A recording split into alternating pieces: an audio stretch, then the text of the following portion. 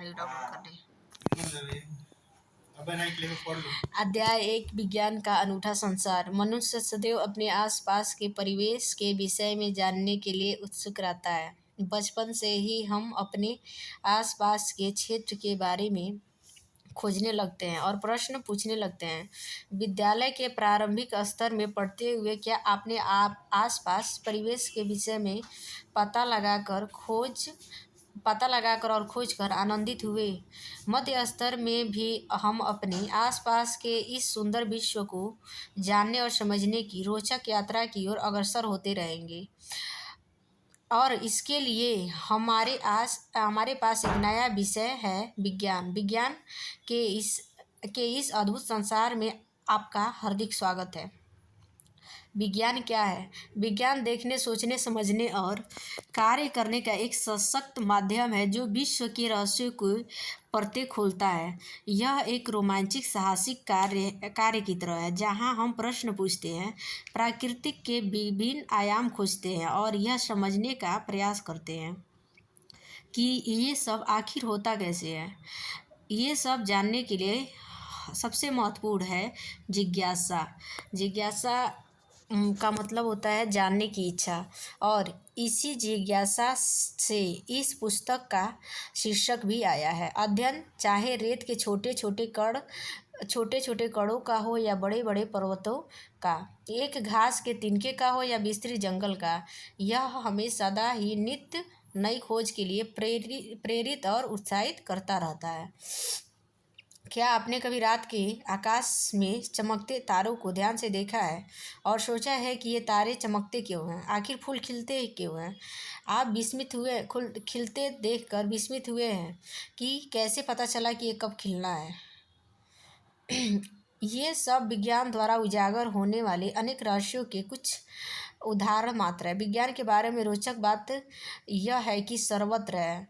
महासागर के गहराइयों से लेकर अंतरिक्ष व्यापकता तक और रसोई में पक रहे व्यंजन से लेकर खेल के मैदान तक, सबसे अद्भुत खोज ऐसे ही अकल्पनीय स्थानों से हुई है, जैसे कि अफ्रीका में मरुस्थल और समुद्र तट, समुद्र के भीतर का दृश्य और मंदाकिनी आकाशगंगा।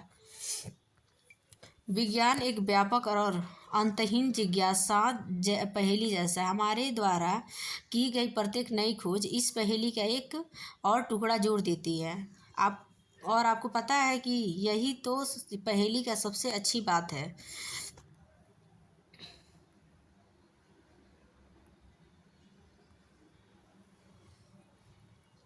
पहेली की सबसे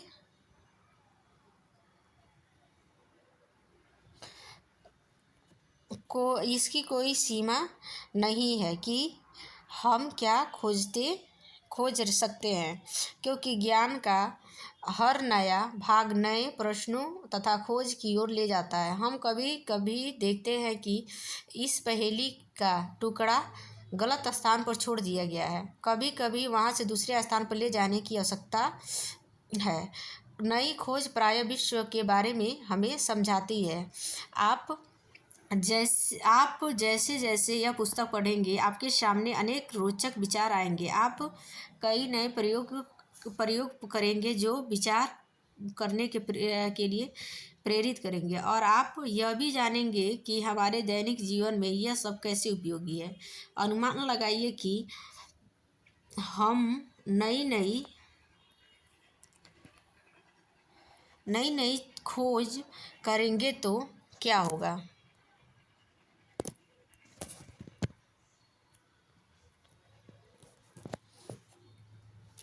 तब हमें यह समझ में आने लगेगा कि यह विचार एक दूसरे से जुड़े हैं। आइए इस यात्रा को आरंभ करते हैं। अपनी पृथ्वी एकमात्र ऐसा ग्रह है जिस पर जीवन है। पृथ्वी पर पर्यावरण भी है जिसकी रक्षा करना अति आवश्यक है। पृथ्वी पर जीवन की एक अद्भुत विविधता है। पौधे और जंतु जो इस ग्रह के विभिन्न क्षेत्रों में जीवित रहने और फलने फूलने में सफल हो सके हैं। आपने किसी बीज को एक पौधे में और किसी झिल्ली कैटरपिलर को एक सुंदर तितली में परिवर्तित होते देखा होगा तथा इसे अवलोकन किए होंगे। इन पौधों और जंतुओं का विकास किस प्रकार होता है?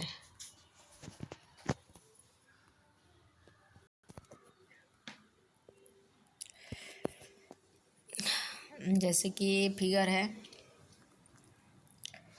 वास्तव में हमारे शरीर की वृद्धि विकास के लिए भोजन हमें हमें भोजन की आवश्यकता होती है। विशेष रूप से भारत जैसे विशाल और विविध देश में भोजन अत्यंत मन भावन है। देश भर में विभिन्न प्रकार के स्वादिष्ट पकवान और उनको बनाने की विशिष्ट विधियाँ हैं। वे सब किससे बनते हैं, आइए हम पता करेंगे।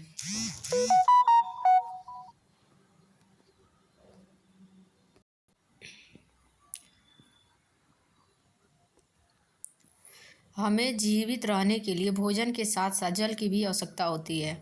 जल अत्यंत अत्यंत आनंददायक पदार्थ है। क्या आप कभी बारिश में दौड़े हैं, भागे हैं और कूदे हैं? क्या आपने कभी सोचा है कि बारिश क्यों और कैसे होती है? क्या आपने ध्यान दिया है कि जल ठंडा करने पर बर्फ़ बन जाता है और गर्म करने पर उबलने लगता है?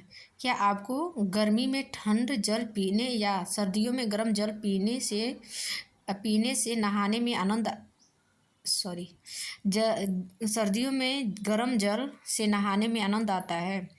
हम गर्म और ठंडे को कैसे समझते हैं? चाहे वह जल हो या ज्वर से तपते हमारे शरीर का तापमान, कोई वस्तु कितनी गर्म है यह ज्ञात करना महत्वपूर्ण है।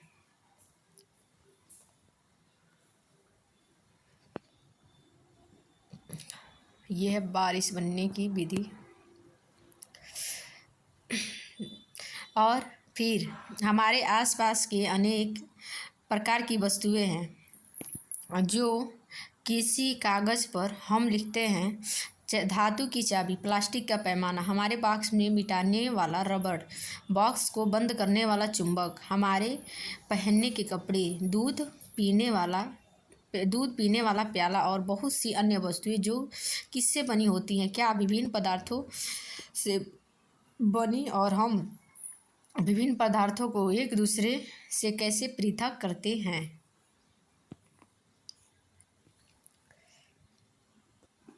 इस पुस्तक की यात्रा में हम जैसे जैसे आगे बढ़ेंगे वैसे वैसे पृथ्वी पर विद्यमान प्रत्येक वस्तु के बारे में प्रश्न की एक अंतहीन सी सूची बनती जाएगी। किंतु प्रश्नों की यह सीमा केवल पृथ्वी के लिए ही क्यों हो?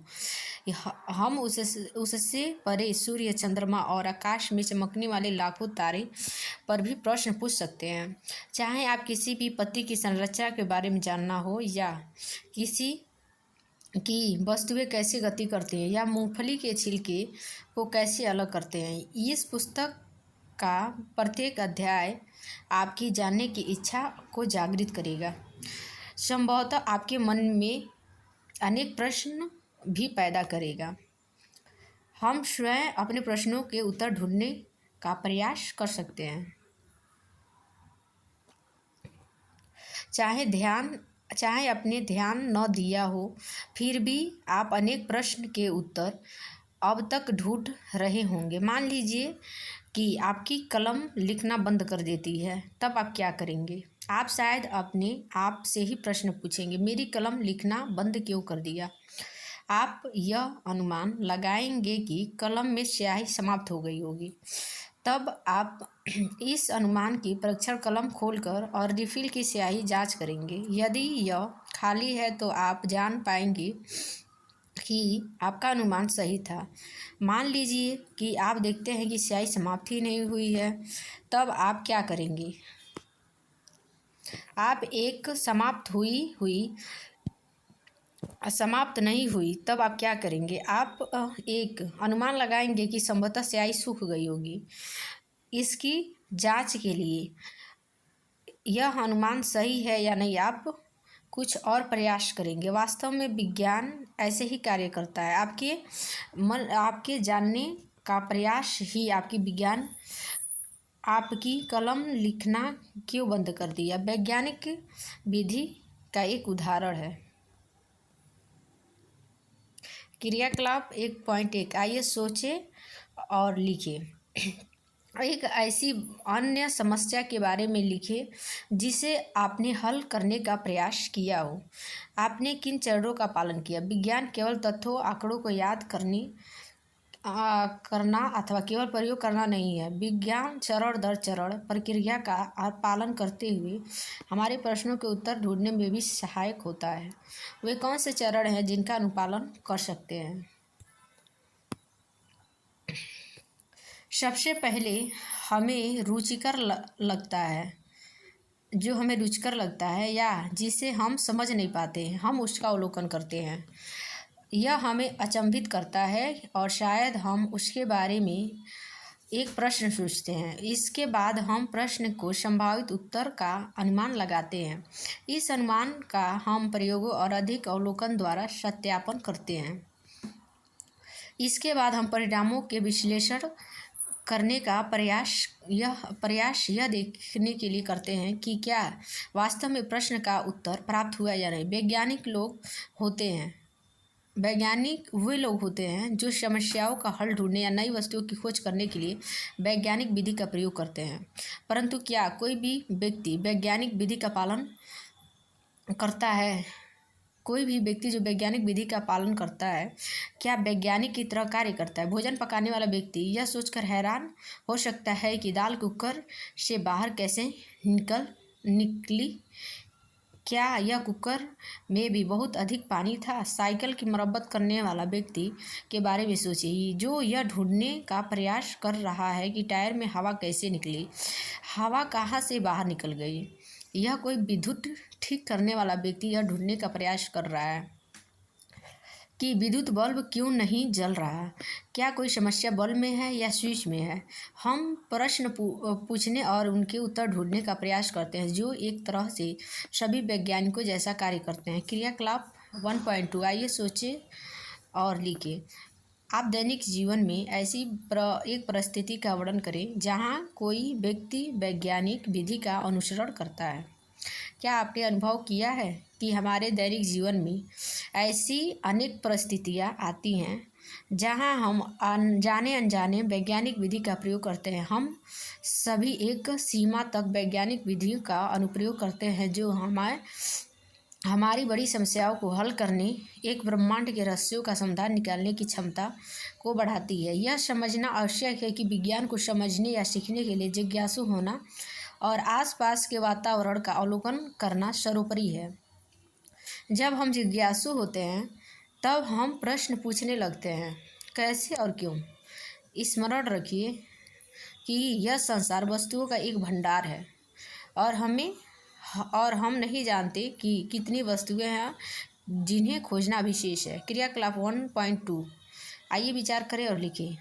यदि आपको किसी वस्तु या घटना के बारे में प्रश्न पूछना है कि यह क्यों होती है, तो इसके बारे में क्या पूछेंगे। आप अनेक प्रश्नों का उत्तर किस प्रकार खोजेंगे, यह लिखने का प्रयास कीजिए। वैज्ञानिक खोज अकेले कम ही होती हैं। दुनिया भर के वैज्ञानिक प्राय एक दूसरे के साथ बड़े बड़े समूह में कार्य करते हैं। इसलिए यदि आप स्वयं उत्तर नहीं ढूंढ पाते हैं तो अपने मित्रों के निसंकोच सहायता मांगिए। साथ मिलकर खोजना सदैव आदि आनंददायक होता है। संभवतः आपको अपने सभी प्रश्नों के उत्तर कक्षा 6 में नहीं मिलेंगे। चिंता न करें, आप विज्ञान की यात्रा पर निकल पड़े। अगले 5 वर्षों में आप इससे आगे भी बुद्धिमान होने के लिए प्रश्न पूछने वाला बनना आवश्यक है। जिस प्रकार बच्चे बारिश का आनंद लेते हैं, उसी प्रकार विज्ञान एक आनंदमय खोज जैसा विज्ञान इस यात्रा का आनंद ले और खोज करते रहे। ब्रह्मांड के अद्भुत रहस्यों के बारे में सोचना कभी भी बंद न करें और प्रश्न पूछते रहे। क्या आप विज्ञान की रोमांचक यात्रा पर निकलने के लिए तैयार हैं? आइए इसे आरंभ करते हैं। पहला चैप्टर कंप्लीट। हम नेक्स्ट चैप्टर दूसरा देखेंगे, सजीव जगत में विविधता। अध्याय 2 छाया मन्यस्स कुर्वन्ति तिष्ठन्ति स्वमातपे फलायानपि परात्राय वृक्षा सत्य पुरुषा इव सुभाषित।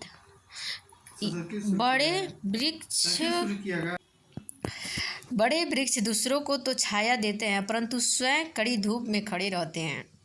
इनके फल भी दूसरों के लिए होते हैं, अपने लिए नहीं। उसी प्रकार अच्छे मनुष्य भी स्वयं कठिनाइयाँ सहकर दूसरों का कल्याण करते हैं। उन्होंने जो कुछ भी अर्जित किया है वो दूसरों को ही दे देते हैं। चित्र में आप लोग देख सकते हैं। कल की दुखद वर्षा के पश्चात आज एक सुहावनी सुबह है। विज्ञान की शिक्षिका सुलेखा ने विद्यालय में प्रकृति की सैर और नेचर वॉक को सुगम बनाने के लिए डॉक्टर रघु और मनी राम चाचा को आमंत्रित किया है। और डॉक्टर रघु के अनुसंधान प्रयोगशाला में एक वैज्ञानिक और मनी राम चाचा विद्यालय के पास रहने वाले एक वरिष्ठ नागरिक हैं। मनी राम चाचा पक्षियों की ध्वनि की नकल करने में विशेषज्ञ हैं। यह विभिन्न प्रकार के पौधों और जंतुओं की पहचान करने में भी निपुण हैं। विद्यार्थियों को प्रकृति की सैर पर ले जाने से पहले डॉक्टर रघु ने बताया कि इस सैर का उद्देश्य प्रकृति में पौधों और जंतुओं की सुंदरता और विविधता का अनुभव करना है। विद्यार्थी उनके साथ प्रकृति की सैर पर जाने के लिए उत्साहित हैं। वे उनसे बातचीत करने और सीखने के लिए भी उत्सुक हैं। शिक्षिका ने सभी विद्यार्थियों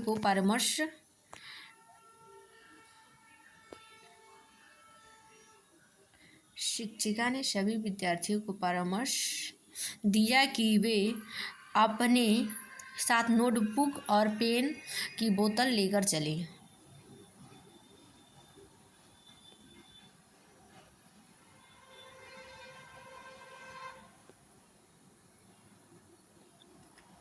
जैसे जैसे चलते हैं वे अपने आसपास पौधों और जंतुओं की खोजबीन करना आरंभ कर देते हैं।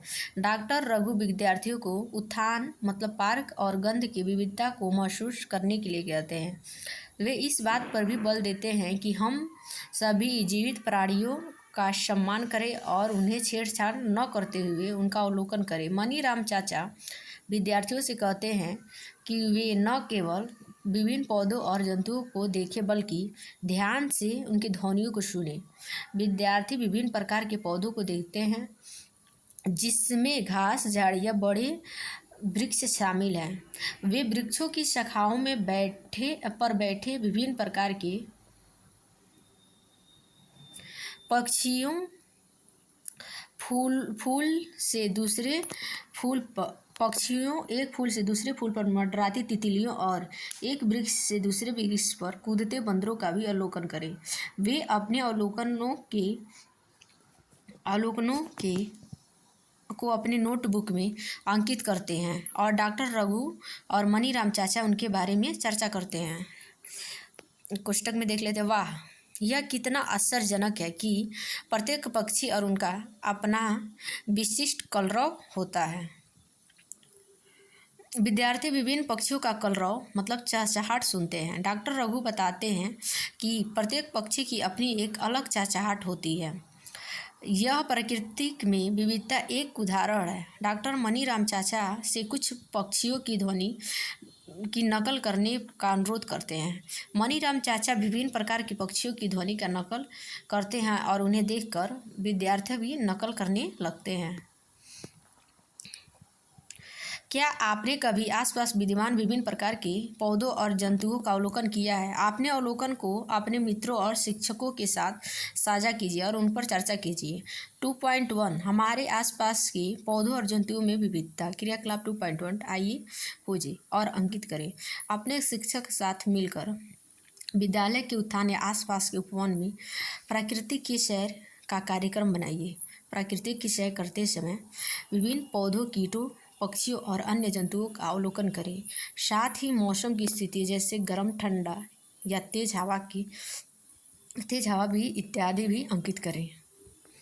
आप भूमि पर गिरे हुए अलग अलग प्रकार के पत्तों या फूलों को एकत्रित करके एक स्क्रैप बुक बना सकते हैं।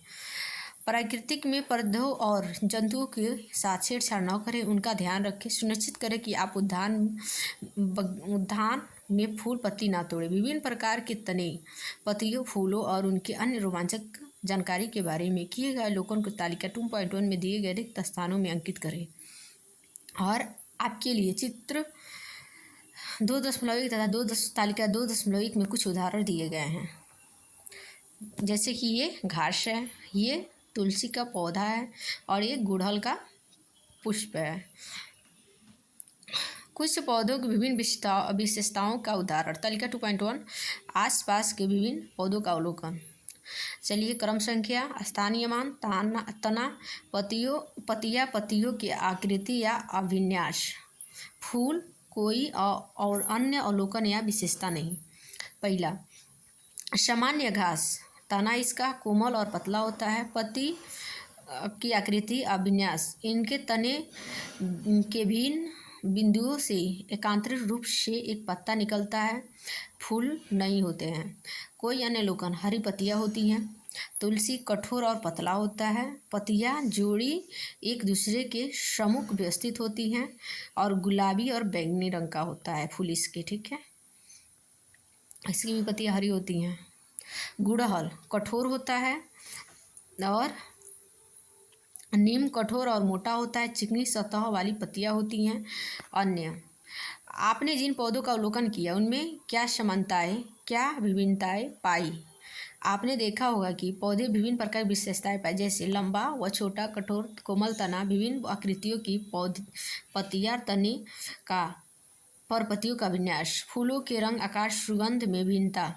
अब सैर के समय देखे गए अथवा अपने पूर्व अनुभव के आधार पर जंतुओं की एक सूची बनाइए, जिसके स्थान पर उनके भोजन और गति के प्रकार को तालिका 2.2 में दिए गए रिक्त स्थान में अंकित कीजिए। आपके लिए यहाँ कुछ उदाहरण दिए गए हैं। तालिका 2.2, हमारे आसपास विद्यमान जंतुओं और विभिन्न विशेषताओं का अवलोकन। जंतुओं के नाम, स्थानीय नाम, उनके रहने का स्थान, भोजन, गति के प्रकार, अन्य अवलोकन, कौवा वृक्ष पे और भोजन, कीट और गति के प्रकार, उड़ना चलना और चोंच टहनी के लिए हुए हैं। चींटी मिट्टी के बिल में रहती हैं और भोजन इनका पत्तियां और बीज और कीट। इनके 6 पैर होते हैं। गाय घास खाती है। अन्य, तालिका 2.2 में जंतुओं का अवलोकन करके अंकित किया है, उनमें क्या समानताएं हैं और क्या भिन्नताएं हैं? आपने देखा होगा कि कुछ जीव जंतु भूमि पर रहते हैं, जबकि कुछ वृक्ष पर रहते हैं। पक्षी वृक्षों पर रहते हैं। मछलियाँ जल में रहती हैं। मेंढक, कुछ जंतु भूमि और से साथ साथ जल में भी रहते हैं। जंतुओं द्वारा खाए जाने वाले भोजन, उनकी गति के प्रकार में भी विविधता है। आपने जिस पौधे और जंतुओं का अवलोकन किया है उनके चित्र अपनी नोटबुक में बनाएं अथवा उनके द्वारा एकत्रित किए गए विभिन्न पौधों के पत्तों के फूल और जीव जंतुओं के पंखों को एक स्क्रैप बुक तैयार करें, सृजन करें। विद्यालय में आते जाते समय अपने आसपास के वातावरण अवलोकन करें और विविध प्रकार के पौधों और जंतुओं को देखने की चेष्टा करें। ऐसे किसी भी पौधों या जंतु का नाम जोड़ें जिसे आप रहने की तालिका 2.1 और 2.2 में सूचीबद्ध नहीं किया है। क्रियाकलाप 2.2, आइए महत्व को समझते हैं। 30 सेकंड के लिए आप अपनी आँखें बंद करें और एक पौधे एवं एक जंतु के विषय में सोचें जिसका नाम आपने ध्यानपूर्वक अवलोकन किया है, जो आपके सबसे अधिक अच्छा लगता है। जब आप विद्यार्थी अपने द्वारा सोचे गए पौधे और जंतु का चित्र श्यामपट्ट ब्लैक बोर्ड पर बना सकते हैं। चित्र में बनाए गए विभिन्न पौधों और जंतुओं के बारे में आपके क्या विचार हैं? जैसे कि बच्चे बना रहे हैं। कक्षा के सभी विद्यार्थी द्वारा श्यामपट्ट पर विभिन्न प्रकार के पौधे और जंतुओं के कितने चित्र बनाए गए हैं? क्या आप सोचते हैं कि श्यामपट्ट चित्रित किए गए पौधे और जंतुओं के अतिरिक्त विभिन्न प्रकार के अनेक पौधे और जंतु हो सकते हैं? किसी भी विशेष क्षेत्र में पाए जाने वाले जंतुओं और विविधता उसके क्षेत्र की जैव विविधता का भाग होता है। किसी भी क्षेत्र की जैव विविधता प्रत्येक सदस्य की एक होती है। अलग भूमिका होती है। जैसे कुछ पक्षियों और जंतुओं को भोजन और आश्रय प्रदान करते हैं। जंतु फल खाने के बाद बीज फैलाने का काम करते हैं। क्या आप ऐसे अन्य उदाहरण सोच सकते हैं? इससे पता चलता है कि पौधे और जंतु एक दूसरे पर क्या होते हैं, निर्भर होते हैं। आप अपनी नोटबुक और पुस्तकों की समूह में कैसे व्यवस्थित करेंगे? क्या उन्हें समूहों की व्यवस्थित करने में आपको अपनी आप बस्ते और अच्छे ढंग से व्यवस्थित करने में सहायता मिलेगी? आइए हम अपने आसपास के संसार पर दृष्टि डालें। हमारे चारों ओर विभिन्न प्रकार की विशेषताओं वाले विविध प्रकार के पौधे और जंतु विद्यमान हैं, जिनके विषय में हमने अनुमान 2.1 में सीखा है और उनकी समानताओं और भिन्नताओं के आधार पर उनके समूह बना सकते हैं। क्रियाकलाप 2.3, आइए समूह बनाएं। विविध प्रकार के पौधे और जंतुओं के चित्र एकत्रित कीजिए। आप पुराने पत्रिकाओं, समाचार पत्रों, चार्ट एवं अन्य स्रोतों से उनके चित्र काट सकते हैं। इनमें से प्रत्येक चित्र अलग अलग कार्ड चिपकाइए। अपनी कक्षा को 5 या 6 विद्यार्थियों को अलग अलग समूह में बांट लीजिए। अपने समूह के सभी साथियों द्वारा बनाए गए कार्ड एकत्रित कर लीजिए। कार्ड में दर्शाए गए सभी पौधों और जंतुओं की विभिन्न विशेषताओं का अवलोकन कीजिए। तालिका 2.1 और 2.2 में लिखी पौधों और जंतुओं की विशेषताओं का स्मरण कीजिए। एक समान विशेषताओं के आधार पर उनके समूह बनाए। आपके द्वारा बनाए गए पौधों और जंतुओं के समूह के आधार को कक्षा में अनेक अन्य समूह के साथ साझा करें और उन पर चर्चा करें। आप यह देखकर आश्चर्यचकित होंगे कि विभिन्न समूहों द्वारा उपयोग किए गए आधार भिन्न हो सकते हैं। आपको क्या लगता है, इसके पीछे कारण क्या हो सकता है? विभिन्न विद्यार्थियों ने समूह बनाने के लिए भिन्न सामान्य विशेषताओं का चुनाव किया। उदाहरण के लिए, कुछ विद्यार्थियों ने पौधों की ऊंचाइयों को समूह बनाने के आधार पर कुछ रूप के में चुना हो, जबकि हो सकता है कि अन्य पौधों समूह के लिए फूलों और अनुपस्थित के आधार पर चुना हो। फूल की उपस्थिति या अनुपस्थिति, कठोर या कोमल तना, खान पान का स्वभाव, रहने का स्थान।